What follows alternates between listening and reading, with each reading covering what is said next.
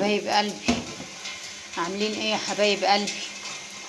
اللهم صل على سيدنا محمد واهل سيدنا محمد. بصوا يا جماعه، جبنا هي ربطه سبانخ. بصوا السبانخ جميله ازاي.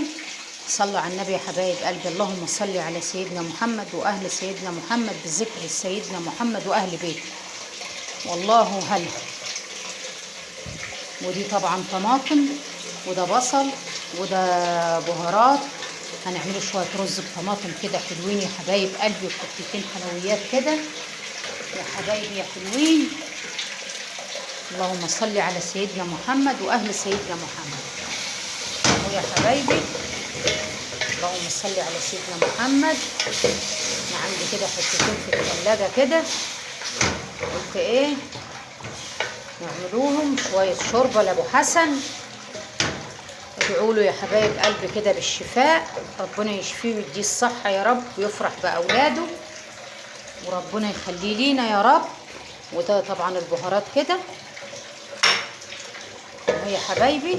اللهم صل على سيدنا محمد واهل سيدنا محمد. نعمل شويه شوربه معاكم.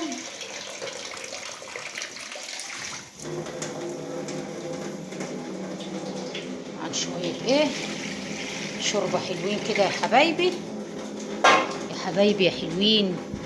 جدعانوا معانا كده يا جماعه، واشتركوا في القناه وشيروا لنا القنوات بتاعتنا، وربنا ايه ينصر بلادنا وينجحنا وينجحكم.